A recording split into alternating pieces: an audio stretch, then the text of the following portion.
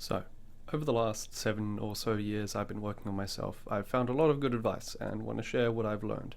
This video is a general summary of what's helped me go from the lower rungs of Maslow's hierarchy of needs to the pinnacle, with a bonus if you stick around to the end. Or more succinctly, hi, here's 26 life lessons from a 26-year-old. Number 1. Listen to your gut. Listening to your gut, your instinct, your intuition, whatever you want to call it, is an important thing that took me years to understand due to growing up with a lot of anxiety and believing I couldn't trust myself. I was taught instead to trust adults who are older and smarter than me and that surely they knew what they were doing. But every time I ran into issues with the directions they would give or lessons they would teach just feeling wrong, and often ending up being the case. Oftentimes, if your gut is telling you that you're being, say, ripped off, you're being lied to, being told something incorrect, you don't feel comfortable doing something you're being asked to do, or something you're doing is incredibly dangerous, listen to that feeling. You are born equipped with this evolutionary trait, so use it. Don't let someone else pressure you and override that feeling within you. Your gut looks out for you 100% of the time and always will. Number 2. Have goals in mind. Having long-term goals can give you something in the distance to strive for. If your vision is set on the short term of, I just gotta get through this week to reach the weekend, you're gonna need more than just that if you want to feel fulfilled. You need to step back and look at the bigger picture. Goals don't have to be big, they can be small too. So for me, a small goal I have is to get better at improv so I can socialize face to face and think quicker on my feet. A large goal might be more open-ended, such as constantly seeking wisdom from others and seeing what works for me. Or to pick up a new skill, chip away at it every once and so often, and see what doors it opens. Doing this will get you up and about and have something to do with your life that isn't cheap, quick dopamine hits. Number 3. Find guidance that feels right to you. If you're someone who has grown up without many good role models, then I have some stellar news for you. You can look for good role models and find them whatever age you are. What I did when looking for guidance is I weighed up people in my life and browsed here on YouTube to find people that resonated with me on a deep level. People that inspire me to be my best self and point out a path to do just that. Some people who've had the most positive impact on me are my parents, some friends. There's people who are long dead, such as Marcus Aurelius and Friedrich Nietzsche. People who are completely fictional too also count, such as Uncle Iroh, Ashitaka, and Astro Boy. I generally find people who lash out in anger, prefer emotional trauma responses, and spouting hate aren't the best role models. It is important to be aware of your role models because, to an unconscious degree, the most present people in your life are going to be influences on you, for better or for worse, as the more you are around them, the more you harmonize with each other. But, as an example from my own life, I can say for my part as a man, it's been hard to find someone to model healthy emotional expression, to sit down and give me a way to describe how I can communicate my emotional state and vulnerabilities to others because it's something I was never really taught. The Boy, the Mole, the Fox and the Horse by Charlie Mackesy, for example, was enormous for me. It is so good. And I only found it because I kept searching. There are so many great people out there who you have no idea about and will probably never come into contact with, but you won't find good guidance if you don't go looking for it. It is a big world out there, but the internet has made everything smaller and more easily accessible, so you have no excuse to say you can't find good role models for yourself. Number 4. Look for good traits in other people. Surround yourself with people you want to be like, but you need to be truthful in viewing the people around you. For me, I look for good people, honest people, people I can be myself around, and especially people who want to be their best selves, because the people you surround yourself with will be who you are going to reflect. Your environment can help define who you are. This also extends the material environment you are in and the media you consume. In a server I run with my friends, I have a dedicated chat to mental health where I try to encourage posting self-improvement videos or images and try to spearhead that kind of environment in the social circle I'm in. Something that helps me with this is taking mental notes of the traits I like in others and turning them into a kind of a northern star to strive towards. I think one of the best things we can do for one another as a human race is to inspire each other through leadership to do better. Number 5. Know what your values are and why. Figuring out your values helps give yourself an identity. best way to hone or unearth your values is to reflect on the values expressed by others, or more abundantly in my experience, face a challenge when the opportunity arises and step out of your comfort zone. For example, one of the biggest moments in my life was when I had a falling out with someone where they accused another friend of mine of being an awful person, and I was caught in the middle of it all. Rather than dismissing the whole affair as worthless drama, I instead used the opportunity to gauge both of them and see what degree either of them were telling the truth by looking at their perspectives, lining it up with the reality I'd experienced and documented, or in other words, facing a challenge. From it all, I learned two things.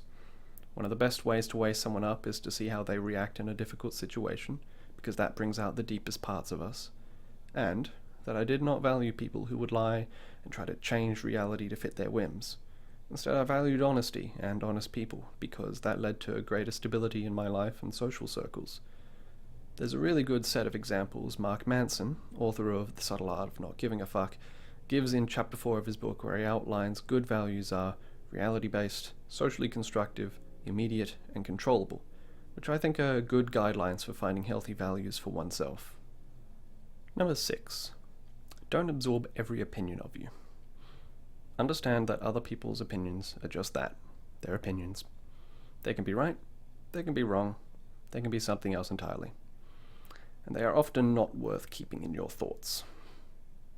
You can, and I believe should, prioritize your opinion about yourself first and foremost, not as a way of championing arrogance, but as a way to avoid being pulled by people who would manipulate or pressure you to conform to what they want. I don't want to let myself be torn down and bent to what others want me to be, and I certainly don't want to be a force of energy that does that to others. The best defense against this is to know yourself truly. You should know and accept who you are and what you are about, what your intentions are. Be honest about what you look like and about what you've done, good and bad. For once you do, you'll have all opinions roll off you like water on a duck's back.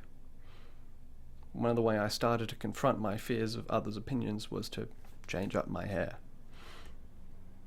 I think the body is an incredibly personal canvas you can use to express yourself, so long as you recognize the reality that your body is yours, not someone else's. Sure, maybe your school or parents have told you what to do with your body, but it is yours, and you especially get total say when you are an adult. Above all else, however, understand that you always have room to improve. So when criticisms do come your way, give yourself time to investigate them and see if they are worth taking on board. If you practice good personal accountability and stick to the facts of what you've seen, done, and thought, then this won't be a struggle for you. However, if you are comfortable lying to yourself, then this will become far more difficult, if not impossible, to tell the difference between accurate and BS opinions. Number 7. You miss every shot you don't take. There have been so many times in life where I've looked back and wished to have acted when I did not. Don't act out of fear that you'll mess up, because you might. It can be hard to get the courage to take that dive of risking embarrassment or ridicule, but I'd rather say, I tried, than I should have tried, when I look back on my deathbed, because the former always hurts so much less than the latter, the possibility of what might have happened than the set in stone of what did. Number 8. Stop judging yourself and others with harshness. If you have ever dealt with a grim cloud of being judged, one way you can stop those feelings is to stop judging yourself and stop judging others harshly. It's something I did growing up in a very negative environment where I would be repeatedly told of my own inadequacies, so I would make cold judgments of others in turn, and so the cycle of trauma continued. The two things I do differently as an adult are in determining if judgments are well meant in their intentions to hopefully grow and better the person they're directed at, like what good criticism should be, and if they are aimed at someone's elements that they are in control of, namely their behavior and their character. Number 9. Form a healthy relationship with yourself. If you have ever been in a moment where you make a mistake or find yourself swimming in past failures and you begin to mentally beat yourself up by saying things like, I'm not good enough, I won't amount to anything, I'm worthless, then you have been taught to have a bad relationship with yourself. Not all lessons are good learning, and no lesson is set in stone. The best way I can describe how to have a good relationship with yourself is to be gentle with yourself, as if you were talking to who you were as a child. To parent yourself. Explain that it's okay to make mistakes and to fail, as long as you learn what you did wrong and grow from it. You're going to fail a lot in life no matter how hard you try. And even in doing everything right, you can still lose by factors completely outside of your control. All you can control is the effort you put in and your intentions. And if you do your best, there is nothing to beat yourself up about. Talk to yourself the way you want to be talked to. Even if you don't think you deserve it, you've got to show yourself that kindness when no one else will. There are so many times where we may extend compassion and empathy to others, and it is important to give ourselves that same treatment. Nobody on this earth is born with self-hatred. It is taught. And just as self-hatred is taught as a child, self-compassion can be taught as an adult. When you have a healthy relationship with yourself, you will never be truly alone. Number 10. Learn to forgive. So this one's big. I was always told growing up that forgiveness is a virtue that everyone should have. But I wasn't told how to forgive or why, just that it's what I should do because it's the right thing to do. We cannot go through life without getting hurt. That is a fact. The pain, paranoia, and anger that we let fester creates a lens we see the world through. You have a choice to hold on to that anger or not. You can use your pain as brick walls to stop you from growing in life, a protection out of trauma-based survival mode, or you can take responsibility for your emotional well-being, which is something that you will always be in charge of, and accept that there will always be pain to experience, and there is meaning to find in it. When you feel hurt, ask yourself, why do I feel this pain? And let the thought take you down the river, or into that cave, and find its source so you can uproot it. Learn to use the experience as a gift to figure yourself out. It is your responsibility to yourself and to those around you to learn from it and let go. As a mild example from my life, I used to run a server for some friends. One of them really hated the way I was running it, and my repeated response was to fawn and give in to their demands. But nothing I did ever sated them, and they always had something to verbally abuse me over, so I just kept fawning. In this, I recognized that my default behavior was out of a traumatic survival need to please others and to not be seen as a failure. While they had some good advice that was hard to distinguish when it was being delivered in an abusive way, I eventually blocked them out of my life because ultimately they were not someone I was comfortable being around. But I was able to internally say, thank you. You highlighted a problem in me that I can now work on and improve myself. While what they did hurt me, the hurt made me reflect on why fawning wasn't working, and eventually I discarded the mindset outright after doing further introspection and forgiveness of the people in my childhood who taught me to be the fawner I was, and I sought out a better mindset. The experience was one piece of the puzzle in realizing those old pains were not worth holding on to. It did not make me happy in doing so, and I valued being happy over the false sense of security that holding on to old pains gave me. In holding on to old pains, you only hurt yourself and waste your time thinking about it over and over, and letting something in the past affect you and your actions in the present. You can forgive someone else and let go, and all that will do is help you in the long run. It's like something on the surface that looks like you're giving the abuser the benefit, but deep down, it isn't going to affect them one bit. You've received the boon. I was willing to take the risk of letting go of old wounds, and it worked out. The ideal end for learning to forgive is that when people do find a fault in you, you'll have the finesse to redirect that pain into something instructive, and have the lens of seeing yourself with more certainty as you work in your sense of identity, tossing aside false accusations or projections because you'll be more certain of your character. When someone does something that hurts me, at my core, I look inward to find out why it hurt. And when I come across a very belligerent person, I also remind myself by saying something like, I've been met with a human being who has not found their way or has lost it. The antidote to feeling harmed is to forgive and lead by example. I also want to stress that there is a difference between trust and forgiveness, for while they may seem to overlap, trust is something you give to others and should be earned. Forgiveness is something you can give essentially to yourself, free of cost. There is an excellent video by Karen Seitz of the Happy Wife School that explains forgiveness, though from the angle of a romantic relationship, but perfectly encapsulates this idea and was a terrific guide for me to understand how to forgive. Number 11. Journal your thoughts.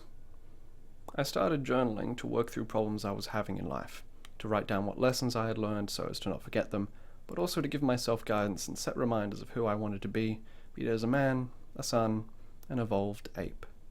One of the important elements that came with journaling was an inner dialogue I began having, talking to myself, and asking myself questions which led to becoming a better person.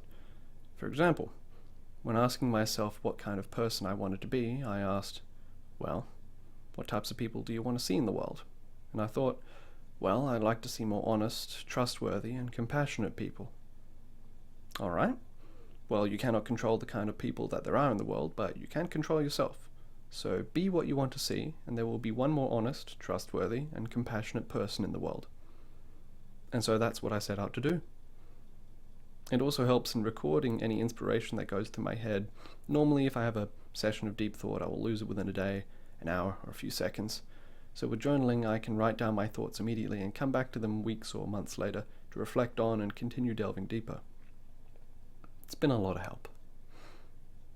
In the future, I plan on writing up a video that's just my favorite reminders that I tell myself for the same reason I'm making this video.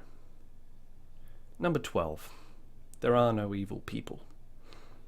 At least I haven't met any that fit a pure depiction of evil yet. The worst I have met are just people who've got unprocessed trauma or have had really bad guidance in life, or both. I don't believe narcissists are born the way they are. I think they're made by an environment of narcissists that give no other form of guidance, so as to funnel the child into becoming one of them. You can see these people as awful and avoid them, which is reasonable, or you can see them as examples of people who you can teach and practice good character through leading by example. They can be a guide on what you never want to be like. For example, obsessively thinking you need to be in control, being a slave to ego or envy, or treating people like they're pieces on a board, tossing them away when they don't get what they want or are done with them. Your typical narcissist. The type of person who just doesn't know themselves, and see them as a sort of southern star to counterbalance your northern star. Pity them, and give guidance when appropriate. They'll need it. Number 13. Talk the talk and walk the walk. The biggest push I gave myself was to work on my integrity. At one point of inner questioning, I asked, why do you lie?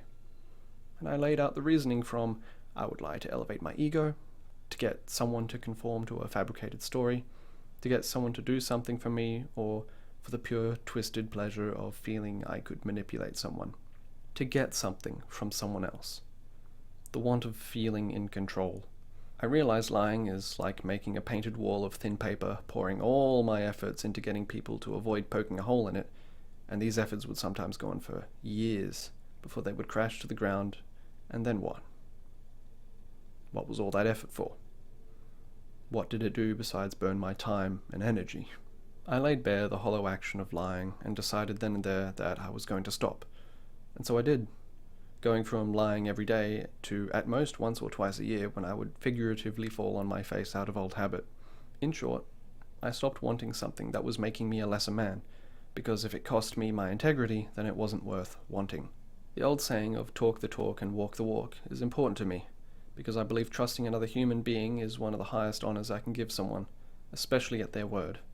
While I can't work on others' behalf, I can view it as a challenge for myself to work on my honesty by being truthful to my word. If one day I'm to be cross-examined for what I have said and done, I would rather not be sweating bullets out of fear of exposure, but be calm and undisturbed, knowing I stuck to the reality I experienced, not a fabrication. Number 14. Don't be afraid to walk away. As I said earlier, it is important to surround yourself with people you want to be like. Often in order to accomplish that, however, you will have to learn to walk away from some people. It can be scary finding the best way to disengage relationships in order to better your social circles and yourself, but do not see it as lost time or leaving people behind. If anything, you are simply learning from your past and making room for new people in the face of those who are unwilling to change for the better, confront their traumas, manage the emotional baggage that only they can work on. Sometimes the only thing you can do is walk away. That is, of course, after all else fails, like trying to help them see the person they are and how they're acting and give guidance, but sometimes doing that can feel like pushing a mountain with your bare hands.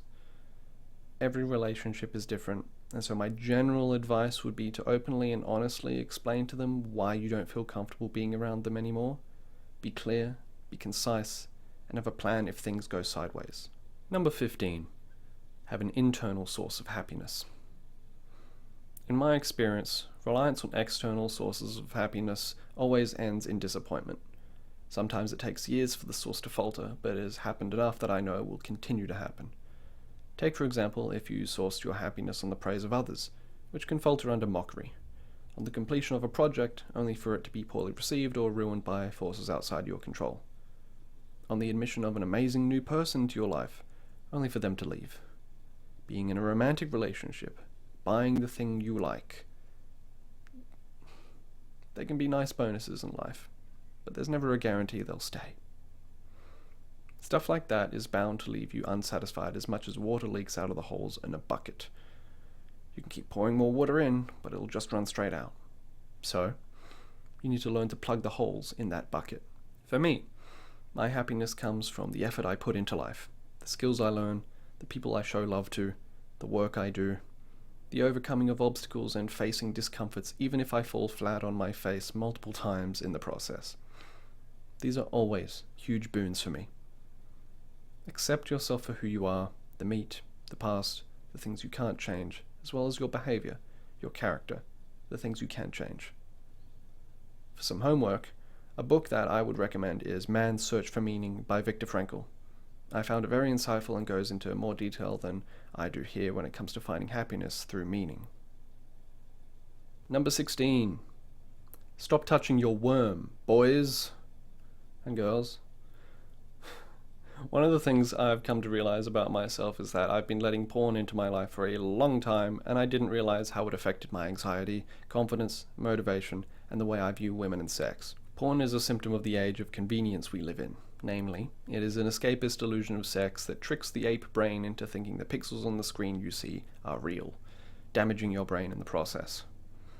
After 15 years of porn consumption, I realized I was using it as an emotional crutch and had to confront and find a solution to the core reason why I felt I needed it. And the beautiful truth was that I didn't need porn. It was holding me back from being my best self. Jerking off each day just wasn't how I wanted to live my life. It was a hollow pleasure that provided no fulfillment. To pass on my 2 cents, many of the advice videos on YouTube and god-awful subreddits like NoFap on how to quit seem to go different shades of the willpower route, which for me was the worst route. There is a level of persistence needed, however. When I started, I imagined tackling this was going to be like assaulting a fortress and knew a frontal assault was likely not going to work, so I explored what options I could find. Reading Ryan Holiday's The Obstacle is the Way helped me in recognizing when I was trying to break down a brick wall with my bare fists. What I ended up doing was I convinced my ape brain that it was boring and bad for me, and I undid a decade and a half of brainwashing that I didn't even realize I'd stepped into in the span of 9 months all up, which was easier than you'd think. If you're having a hard time leaving the porn trap, search up the easy peasy method for quitting porn. There are plenty of readings of it you can find if you don't want to read through it all yourself. For me, I listened to one actively for the final 3 months, once a week, and that was enough for me. Or check the playlist in the description to find one that I used, but I'll talk more about the playlist at the end. As one final note, this, wherever it is on screen that I've edited in, is a list of what I have realized in my venture as the pros and cons of being in porn and being out of porn. This is what you have to look forward to when you leave it, if it helps encourage you to do so more. Number 17. Confront yourself on how you act. Personal accountability is a vital component for self-discipline and integrity, but you can only achieve this if you confront how you act. One of the best ways you can work on yourself is to investigate and scrutinize how you act and why, catching yourself when you know you are acting outside of the bounds of who you want to be, such as downplaying the severity of a mistake you made to avoid punishment, or gaslighting someone to paint them as the villain when you know you are to blame.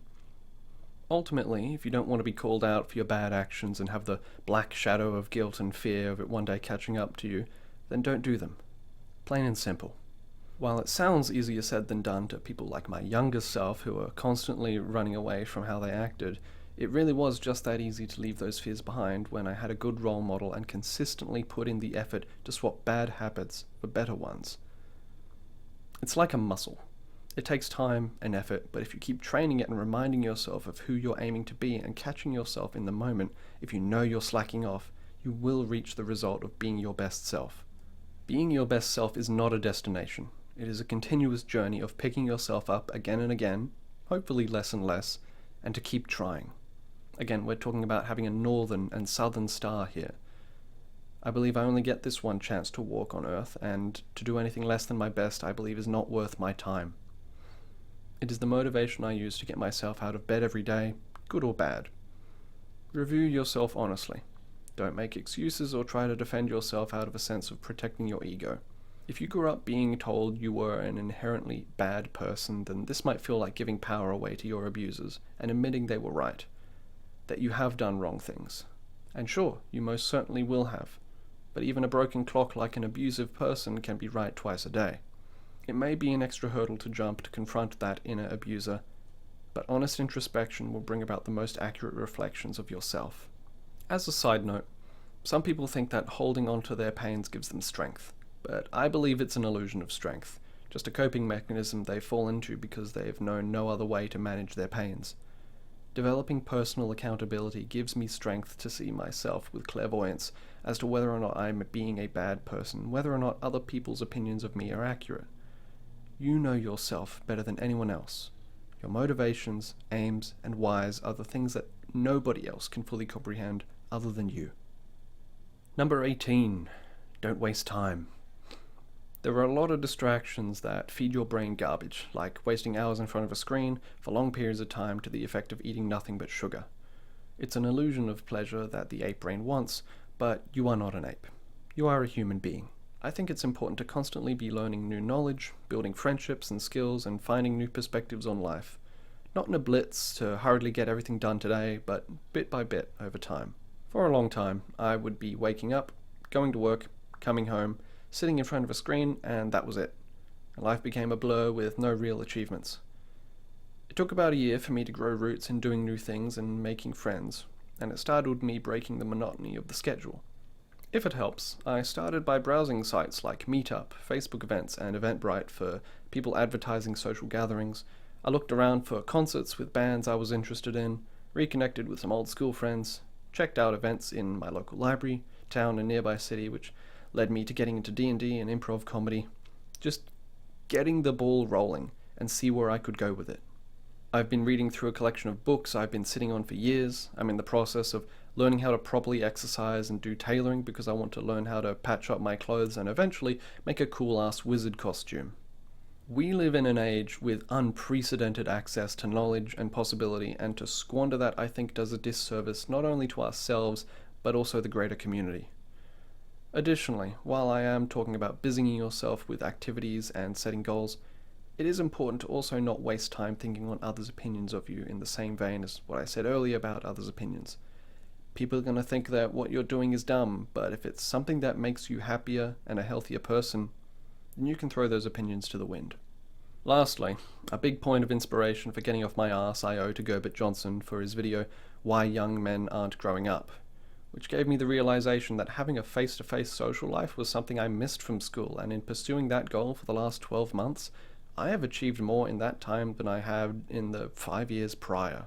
Number 19. Give it all in everything you do, big or small. There is an invisible time limit on you and everything in your life.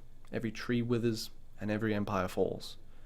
Death does not come to get you, but it takes a part of you every day you live. Every minute you spend, you slowly die. In the face of this, I choose to do my best in being authentic, in doing my tasks, and in being a man. A few reasons why is because it benefits me personally in a sense of fulfillment. It also gives me something to constantly be striving towards and working on. Again, we're talking about building happiness and meaning in life, where we can derive an enormous amount of purpose from being attentive and precise in our actions and goals. On a larger scale, I want to live in a world where everyone does their best, but that is obviously out of my control and one hell of a dream. What is within my control is to add one more person to the list of those giving it their all, and even if I only achieve that one person, that will be me doing my part. I don't focus on what others born with more or less silver spoons than I are able to achieve. Comparison is the thief of joy and all. I focus on what I am capable of, how far I've come looking back over my shoulder, and how far I am willing to go.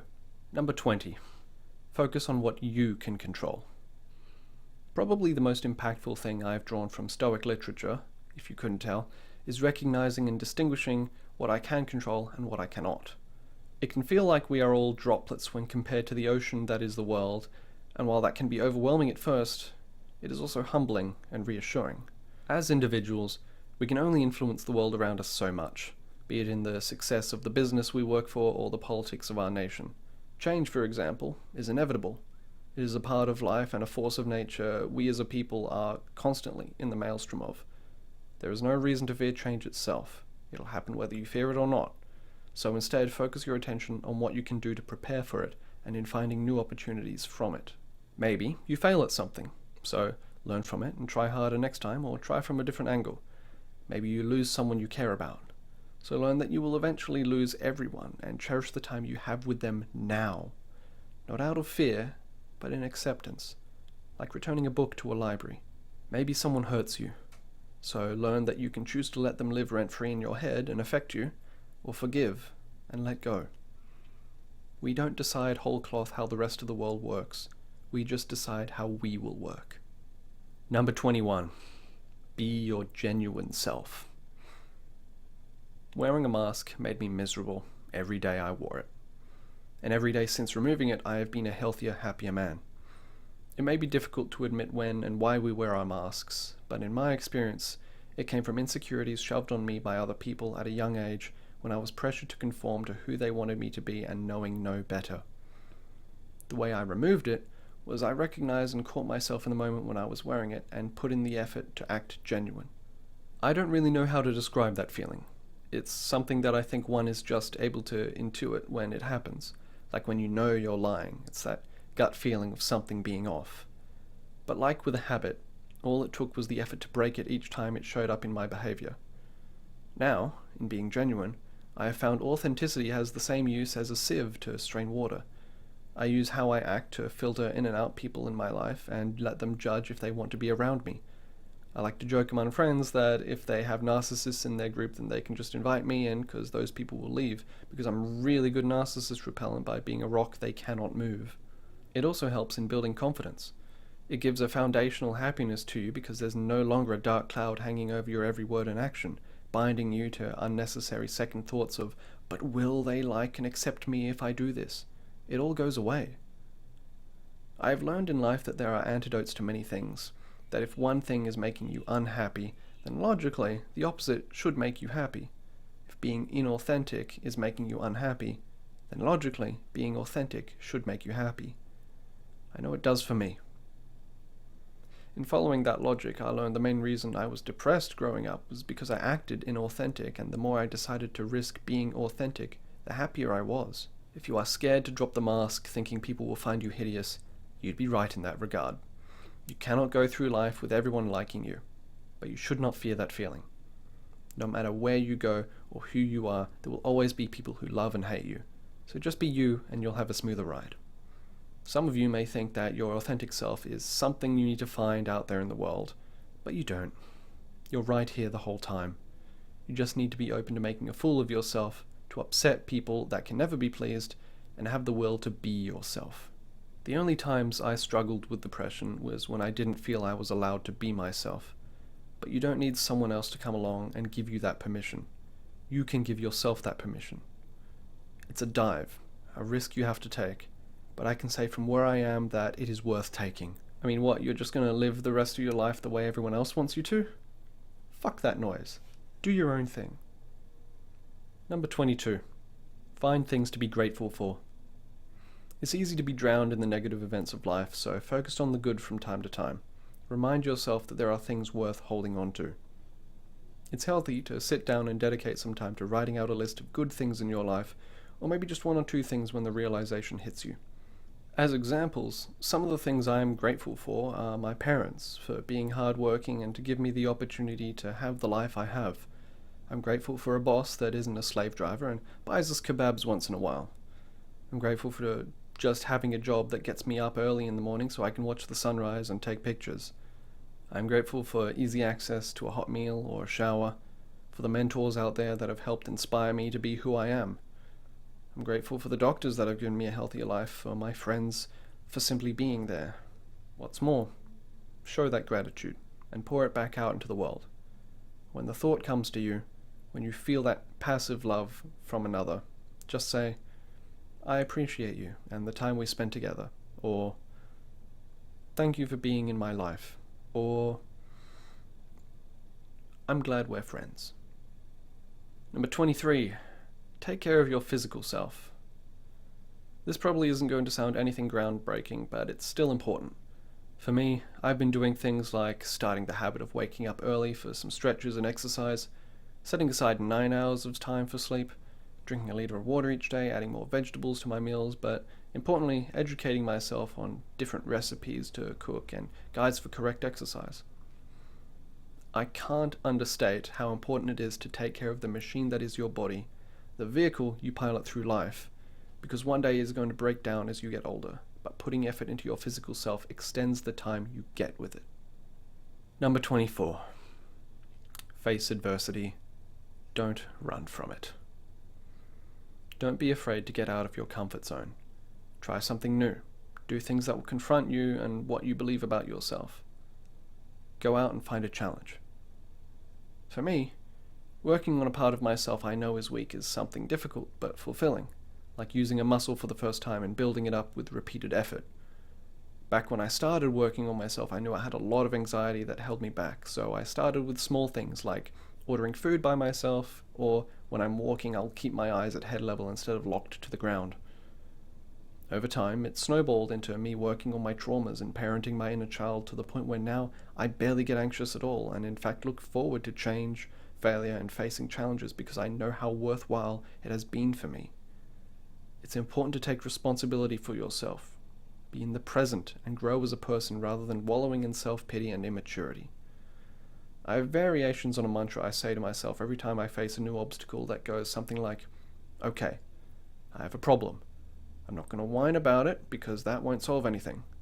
I'm going to focus on what I can do about it." On one more note, I can say as a man that it is easy to fall into the mindset that you don't need help because you're a man, and you can show your worth by doing things on your own, which has always been a very poisonous view to have. There's nothing wrong with asking for and accepting help from others. There's bravery in that.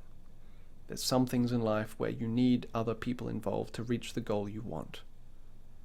I think there is a lot of value in taking the humble route because to think you can go through life without any help is prideful. And if I hadn't asked for help in my darkest hours, I would not be here. Number 25. Don't opt out. Suicide is a difficult topic to talk about, but I'm not saying this because I expect it to be easy, but because I want to try and help you if it is something you are struggling with. For my part, I've been pushed to the brink twice in my life, and both times because I was in an abusive environment or relationship that made me feel worthless. My efforts didn't matter, and felt that there was no end to it otherwise. The first time I stopped myself opting out was from simple cowardice, and the fear that through suicide I was proving my abuser right, that I was worthless. The second time I stopped myself was the complete opposite, out of love for my friends and family. The people I love in life and know it would hurt to leave behind. I have people who want and need me in their lives, and I am grateful for it because if that wasn't the case, I wouldn't have stuck around. If you are suicidal, the best advice I can give is to do your best to change your environment, if you are in an abusive one, forge deep relationships, and have responsibilities. For me, I find purpose in knowing that I have a good boss that relies on my work, friends and family circles that love me, and a written up to-do list that I want to finish. For you, it might be something different that you just haven't figured out yet. Maybe there's something preventing you from having hope. It's important to give yourself hope in dark times, even if it feels like you're fumbling in the dark, and it may take years for you to find what you need to get out of your situation. But you owe yourself that kindness to keep going, to give yourself hope. I'm going to mention it again, but in Man's Search for Meaning, there is a sentence that I want to read for you, which I think summarizes what I'm trying to say. Frankl writes, "We can find meaning, quote, by creating a work or doing a deed, by experiencing something or encountering someone, and by the attitude we take toward unavoidable suffering." Unquote. Part of why I journal and why I'm making this video is to archive lessons I've learned, to give myself a reminder of who I am and want to be, to hopefully inspire and help anyone else on the same road, but also just to say thank you to everyone I love when I have a hard time saying it directly or in person. I've been trying to do it more often and be more present in life, more mindful and kind to other people after seeing the true value of kinship, and it's something I want to continue to keep doing. And remember, if you have someone in your life who you love, tell them, show them, be there for them. Just as you need others in life, they need you in theirs. Number 26. Follow your own path. There is no perfect guide pre-made for you. I've yet to find a form of guidance, be it in religion or philosophy, that perfectly fits and feels right to me. The closest was Stoicism, but even that was only something I agreed with maybe 95% of the time. I've been to 2 therapists, and while they were knowledgeable, the advice I was given didn't really help me in the ways that worked. There was good advice for coping with a problem, but not focusing on the root cause. For me, what works is what gets me to be my best self, and in a similar stride to Nietzsche, I don't find it useful to whole cloth follow a leader or idea, but instead take bits and pieces of other ideas that people put forward and see what works for me. Like a scrapyard philosopher, combing the remains of what's come before me and jerry-rigging it into something that works. There might be some things in this video I've said you disagree with, or might not fully grasp and only understand when you experience the same themes of life I have come to experience, and that's totally valid. Take what works for you. A decade down the road, I might have changed my mind as I discover new things later in life and look back at this moment with the same way I look back at my last video in this ballpark. All of this is a summation of what I have learned and used as a guide through life since I started working on myself 7 years ago. And a lot of these you might absorb in the same way you might learn a lesson from a story or in a classroom, but it's hard for me to fully explain the nuances unless you've experienced something similar and can resonate with what I say. But if you're listening and don't really understand, that's okay. You likely will simply by going out and experiencing life and the world that's out there. To paraphrase an old saying credited to Confucius, the 3 methods we learn about wisdom are through reflection, imitation, and experience. And I am very often the type of guy that ends up having to touch the stove to know it's hot. I've gotten the sense that lots of people teach their lessons without being able to fully articulate them or even know why they are important to learn in the first place. Like, why is it important to know how to forgive? Why is it important to know your gut is worth listening to? Why integrity is so valuable? And to me, the whys reveal themselves in intangible ways that I can't really describe outside of they help me live an easier, happier life.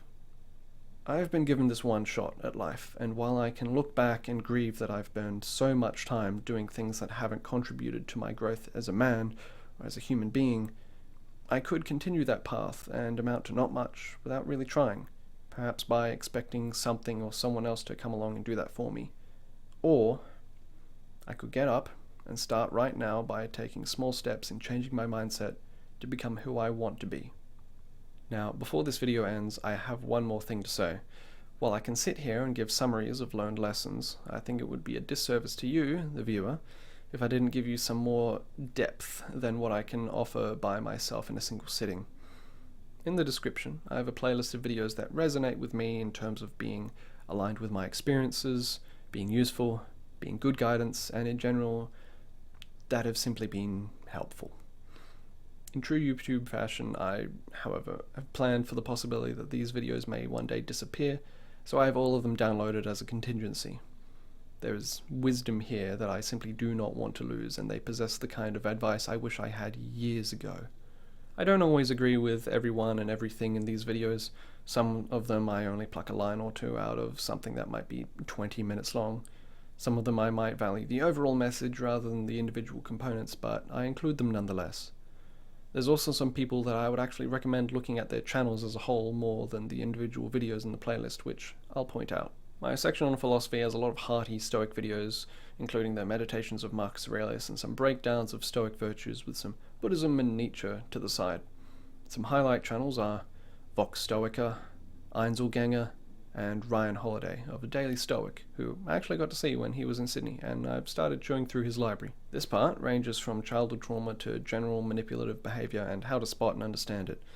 The most helpful people I've found in this area have been Theremin Trees, Patrick Tian, and Anna Uden, who, to be honest, her content is so on point and vast I could dedicate a section of the playlist just to her. When it comes to abstaining from porn, the videos here helped me the most, especially the easy peasy reading. Actively re-listening to that really helped drive home the points it was making, and without a doubt was the biggest aid. Some key channels that also helped are Gerbert Johnson. Too much of a black pillar for my liking, but he's got some really great content in there. Jack Piggott, and Newell of Knowledge, who is really sharp with his content, and I've loved every one of his videos I've watched. When it comes to having a good relationship with the self, these are some great videos. I was contemplating having a part in this video centered on romantic relationships, but that topic is in its own playlist because there's so much good advice I've found it blew out of proportion to the rest of the videos in the playlist. So it will become its own video further on in the pipeline. There are some great videos here still by Anna Uden, and one of my favorites being from Karen Seitz, who was a fantastic teacher for me concerning forgiveness. While this playlist is built for what has helped me, I am obviously not a woman. But Karen is someone who I think is worth highlighting as a must-watch if you're wanting to understand the difference between mature and immature femininity. Maybe you're a woman yourself and want introspective guidance. Either way, she hits the mark in reflecting experiences I've had and explains them really well. Just keep out the comment sections. The rest is a big old list of miscellaneous videos I don't know how to categorize. It's a lot of meaty motivational ideas and self-help guidance is how I'd describe it. There's some more Gerbert Johnson, Einzelgänger, Newell of Knowledge. Dark Matter 2525 has had some really good videos recently, and I'm glad I've rediscovered him. Just a lot of good channels in there. And there may be some more videos added in the future when I find good content, because I personally love and use all the videos in this playlist, adding to them occasionally. I have only my deepest gratitude and thanks to the people who wrote and uploaded each of them. Now, with my 27th around the corner, here's one more lesson for the road. Other people don't exist to fix you, your problems, or do any other internal stuff for you. Even with guidance, only you can walk your path in life, and if you don't want to do it, then you'll never change. Therapy and videos like this are where the buck stops. People are putting tools down in front of you for you to fix yourself up, and you got to be the one to wield them. You got to get off your ass and take responsibility for your own life. People are busy enough managing themselves. What on earth makes you think you're going to have someone else come along and manage yours for you? And that's the video. Hope you have a good rest of your day. Hope this video gives you some good ideas and encouragement on how to be a better you. I wish you peace and strength in your path. And thanks for watching. My train's just about to leave the station. I'm headed somewhere, but I know it ain't vacation. No pity, but I guess I don't deserve one. I'm trying to blaze a path that I know my ass can learn from.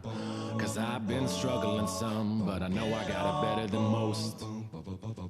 And when I come back around, I guarantee we'll have something to toast.